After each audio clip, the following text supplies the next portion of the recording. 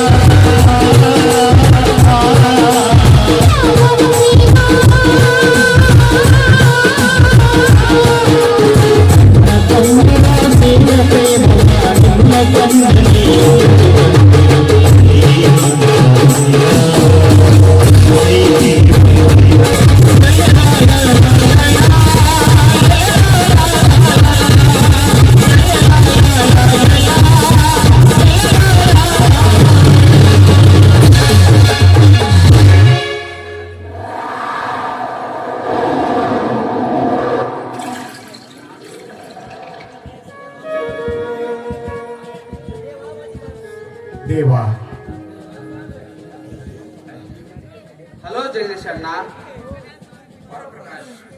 ಬಹಳ ಅವಸರದಿಂದ ಮತ್ತೆ ಲೇಖೆ. ಏನಿಲ್ಲಪ್ಪ, ಸೈನ್ಯ ಭರ್ತಿಗೆ ಅರ್ಜಿ ಹಾಕಿದ್ದೆ. ಅದರ ಆರ್ಡರ್ ಕೂಡ ಬಂದಿದೆ. ಆದರೆ ಅಲ್ಲಿ ಹೋಗಲು ನನ್ನ ಹತ್ರ ಬಿಡಿಗಾಸವೂ ಇಲ್ಲ. ಏನು ಪ್ರಕಾಶ್, ನೀನು ಭಾರತ ಮಾತೆ ಸೇವೆ ಮಾಡಲು ಹೊರಟಿರುವೆ. ಆದ್ರೆ ಅಲ್ಲಿಗೆ ಹೋಗಲು ನಿನ್ನಲ್ಲಿ ಹಣವಿಲ್ಲ ಸೋದರ. ಸೋದರ, ನೀನು ಅಂಜದಿರು, ಆ ಎಲ್ಲ ಹಣದ ವ್ಯವಸ್ಥೆ ನಾನು ಮಾಡುತ್ತೇನೆ ಸೋದರ. ಬೇಡಣ್ಣ ಬೇಡ. ನಾನು ನೌಕರಿಗೆ ಹೋದರೆ ನನ್ನ ತಂದೆ ತಾಯಿಯನ್ನು ನೋಡಿಕೊಳ್ಳುವರು ಯಾರು? ಅದು ಅಲ್ಲದೆ ಕಣ್ಣು ಕಾಣದ ತಂದೆ ತಾಯಿಯ ಸೇವೆ ಮಾಡುವುದನ್ನು ಬಿಟ್ಟು ದೇಶ ಸೇವೆ ಮಾಡೋದರಲ್ಲಿ ಏನಿದೆ ಅಣ್ಣ ಅಂತ.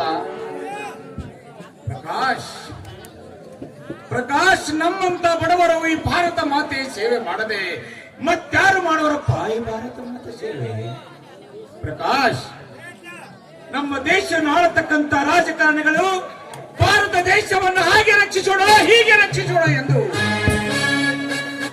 ಘೋಷವಾಗಿ ಭಾಷಣ ಬಿಗುತ್ತಾರೆ.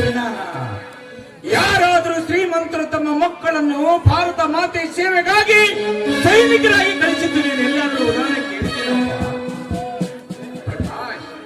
ನಮ್ಮ ದೇಶದ ರಾಜಕಾರಣಿಗಳು ಈ ದೇಶದ ಕೋಟ್ಯಾಂತರ ಸಂಪತ್ತನ್ನು ಲೂಟಿ ಹೊಡೆದು ತಮ್ಮಂತೆ ತಮ್ಮ ಮಕ್ಕಳ ಐಶ್ವರ್ಯ ಜೀವನ ಬಯಸಬೇಕೆಂಬುದೇ ಅವರ ಆಸೆವಿನ ದೇಶ ಸೇವೆ ಮಾಡುವವರಿಲ್ಲಪ್ಪ.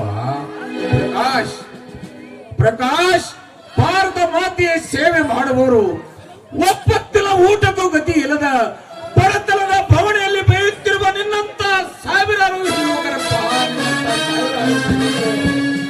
ಅಣ್ಣ ಅಣ್ಣ, ನಿನ್ನ ಈ ರೋಷದ ಮಾತುಗಳನ್ನು ಕೇಳಿ ಹೇಡಿಯಾಗಿರುವ ನನ್ನ ಹೃದಯ ಸಿಡಿದು ಜ್ವಾಲೆಯಾಗುತ್ತಿದೆ. ಅಣ್ಣ, ನನ್ನ ತಂದೆ ತಾಯಿಯನ್ನು ನೋಡಿಕೊಳ್ಳುವ ಭಾರ ನಿನ್ನದು.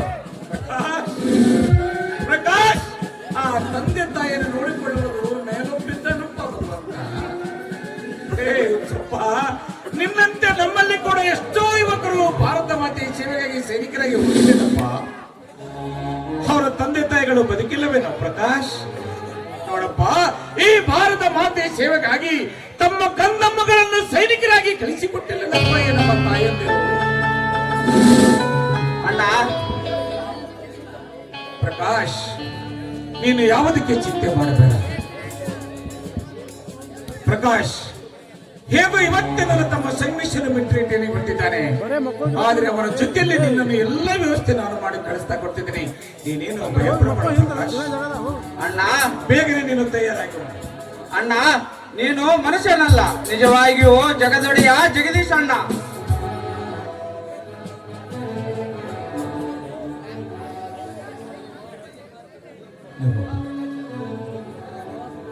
ದೇವ ಗೈಬಿಪೀರ,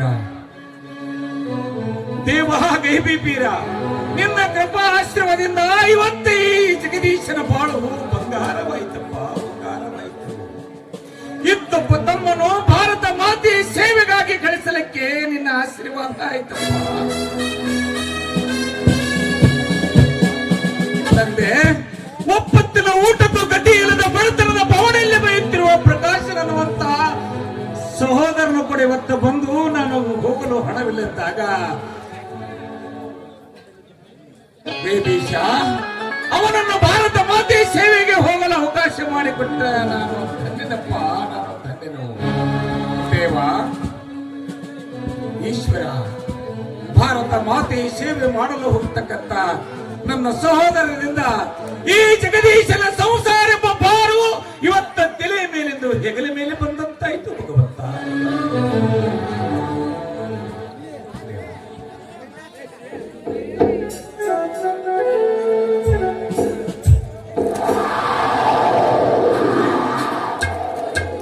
ಮಲ್ಲಿಕಾರ್ಜುನ, ಈ ಎರಡು ಸಹೋದರರು ಭಾರತ ಮಾತೆಯ ಸೇವೆಗೆ ಹೋಗಿರ್ತಕ್ಕಂಥವ್ರು ಯಾವ ರೀತಿಯಾಗಿ ಬ್ರಹ್ಮಾಂಡಗಳು ಸೂರ್ಯ ಚಂದ್ರ ಯಾವ ಎರಡು ಕಣ್ಣುಗಳಿದವು, ಇವು ಎರಡು ಕಣ್ಣುಗಳು ಭಾರತ ಮಾತೆ ಈ ಇಬ್ಬರು ಸಹೋದರನನ್ನ ನಿನ್ನ ಉಡಿ ಒಳಗೆ ಹಾಕಿದ್ದೀನಿ ತಾಯಿ. ಆ ಇಬ್ಬರು ತಮ್ಮನ್ನ ಕಣ್ಣಲ್ಲಿ ಕಣ್ಣಿಟ್ಟು ನೋಡುವ ಭಾರ ನಿನ್ನದು ತಾಯಿ, ಭಾರ ನಿನ್ನದು. हम जिएंगे या मरेंगे,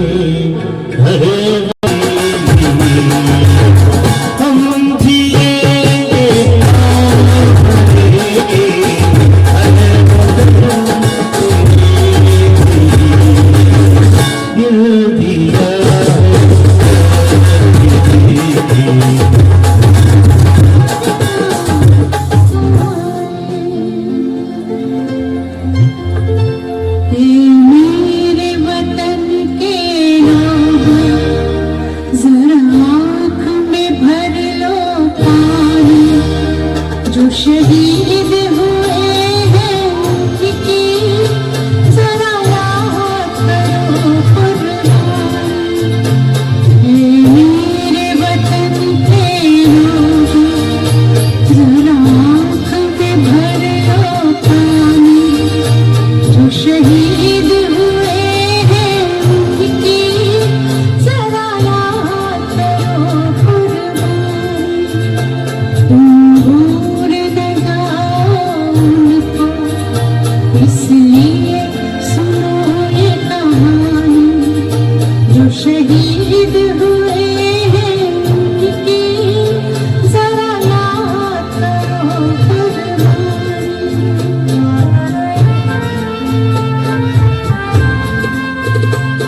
जब घायल हुआ हिमालय खतरे में पड़ी आज़ादी।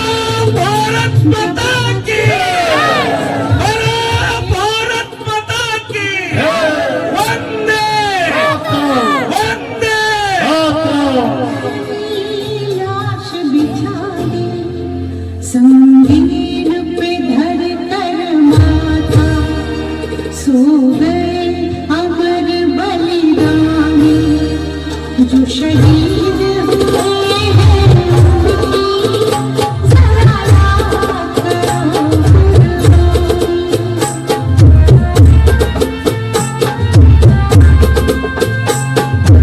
देश में थी दीवानी वो खेल रहे थे होली। जब हम बैठे थे घरों में जब हम घरों में प्रकाश संगಮೇಶ್ रंग जवान ಪ್ರಕಾಶ್ ಭಾರತ ಮಾತೆಯ ಸೇವೆ ಮಾಡಲು ಹೋದವರು ನೀವು. ಆದರೆ ಭಾರತ ಮಾತೆಯನ್ನು ರಕ್ಷಣೆ ಮಾಡಲು ಯಾವ ರೀತಿಯಾಗಿ ಮಾಡ್ತೀರ ಅಂತಕ್ಕಂಥ ಬಗ್ಗೆ ನನಗೆ ಮಾತು ಬರಬೇಕು. ಆಯ್ತಣ್ಣ. ಅಣ್ಣ, ಈ ನನ್ನ ಮಾತೃಭೂಮಿಯನ್ನು ಈ ನನ್ನ ಪ್ರಾಣ ಕೊಟ್ಟಾದರೂ ಈ ನನ್ನ ಮಾತೃಭೂಮಿಯನ್ನು ರಕ್ಷಿಸುತ್ತೇನೆ ಅಣ್ಣ. ಪ್ರಕಾಶ್, ಭಾರತದ ದೇಶದ ಮೇಲೆ ಯಾವುದೇ ಮರಂದ ಉಗ್ರಗಾಮಿಗಳು ದಾಳಿ ಮಾಡ್ತಾ ಆದ್ರೆ ಅವರನ್ನು ಖಂಡನೆ ಕೊಂಡಿದ್ದು ಪ್ರಕಾಶ್ ಆಯ್ತಣ್ಣ, ಆಯ್ತು. ಅಣ್ಣ, ನಮ್ಮ ದೇಶದ ಮೇಲೆ ಅಟ್ಟಹಾಸ ಮಾಡುವ ಉಗ್ರಗಾಮಿಗಳನ್ನು ಕಂಡಲ್ಲಿಕೊಂಡಿಟ್ಟುಕೊಳ್ಳುತ್ತೇನೆ ಅಣ್ಣ. ಈ ಮಾತೃಭೂಮಿ ಮೇಲೆ ಪ್ರಮಾಣ ಮಾಡಿ ಹೇಳುತ್ತೇನೆ. ಸಂಗಮೇಶ್, ಭಾರತ ಮಾತೆಯ ಅನ್ನವನ್ನು ತಿಂದು ಇನ್ನೊಂದು ದೇಶದ ಬಗ್ಗೆ ಮುಗುಳುತ್ತಿರುವ ಕುನ್ನಿಗಳನ್ನು ಕಂಡಲ್ಲಿಗೊಂಡಿಕ್ಕು ಪ್ರಕಾಶ್, ಕಂಡಲ್ಲಿಗೊಂಡಿಕ್ಕು. ಇದೇ ಜಗದೀಶನ ಆಸೆ ಪ್ರಕಾಶ್, ನಿಮ್ಮಣ್ಣನ ಇದೇ ಜಗದೀಶನ ಆಸೆ. ಅಣ್ಣ, तीरों से लथपथ काया ಅಣ್ಣ, ನಮ್ಮನ್ನು ಬಿಟ್ಟು दस दस ಸಂಗಮೇಶ್, ಹೆತ್ತ ತಾಯಿ ಹೊತ್ತ ಭೂಮಿ ಇವೆರಡು ಸ್ವರ್ಗಕ್ಕಿಂತಲೂ ಮಿಗಿಲು. ಸಂಗಮೇಶ್, ಸ್ವರ್ಗಕ್ಕಿಂತಲೂ ಮಿಗಿಲು. ಭಾರತ ಮಾತೆಯ ರಕ್ಷಣೆಗೋಸ್ಕರ ನಿನ್ನ ಪ್ರಾಣ ಹೋದರೂ ಚಿಂತಿಸಬೇಡ ಪ್ರಕಾಶ್. ಈ ಭಾರತ ಮಾತೆಯನ್ನು ರಕ್ಷಿಸುವ ಹೊಣೆ ನಿನ್ನದು ತಮ್ಮ. ಅಣ್ಣ, ಅಣ್ಣ, ಪ್ರಕಾಶ್, ಬಡತನದ ಬೋಣೆಯಲ್ಲಿ ಹುಟ್ಟಿದರೂ ಸಹಿತ ಹುಟ್ಟು ಅಚಾನಕ ಆದ್ರೆ ಸಾವು ಇತಿಹಾಸ ಆಗಬೇಕು ಪ್ರಕಾಶ್, ಸಾವು ಇತಿಹಾಸ ಆಗಬೇಕು.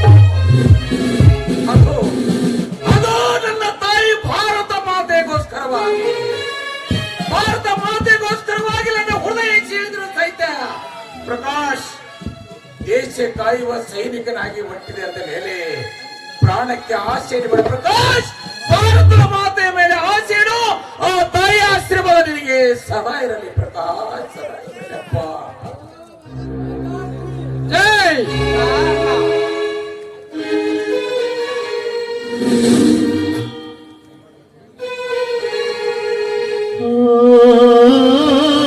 या